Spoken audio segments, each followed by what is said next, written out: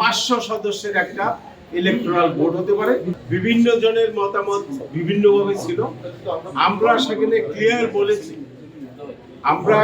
বলেছি যে এই যে ইউনিয়ন পরিষদ মেম্বার চেয়ারম্যান, জেলা পরিষদের চেয়ারম্যান, এই প্রশ্নগুলো যখন সামনে আসছে আমরা ক্লিয়ারলি বলেছি এই দেশের মানুষ ওই আইয়ুব খানের বেসিক ডেমোক্রেসি, এই বেসিক ডেমোক্রেসিকে এই দেশের মানুষ তাদের রায়ের মধ্য দিয়ে 69-এর গণ অভ্যুত্থান সৃষ্টি করেছে, তার ধারাবাহিকতা 71-এর মুক্তিযুদ্ধ করেছে।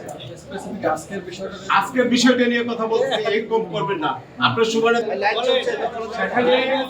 আপনাদেরকে বলছি, আমরা ক্লিয়ার বলেছি আমরা 71-এর মুক্তিযুদ্ধের মধ্য দিয়ে এই দেশটা অর্জিত হয়েছে, সেই অর্জনকে আমরা কোনোভাবেই পিছন দিক থেকে আবার সামনে আনবো না।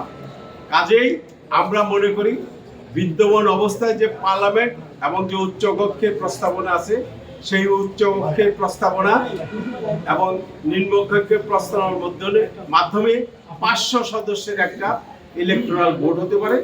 যেমন 400 হলো নিম্নকক্ষে, 300 এবং 100 যদি হয় 50 থেকে 100, 400 আর 100 500। এই 500 ইলেকট্রাল বোর্ডের মধ্যে গোপন ব্যালটের মাধ্যমে রাষ্ট্রপতি নির্বাচিত হবে, এটা আমরা বলে এসেছি। হয়তো বা বিকালবেলা সেটার পক্ষে ঐক্যমত সৃষ্টি হবে। ধন্যবাদ।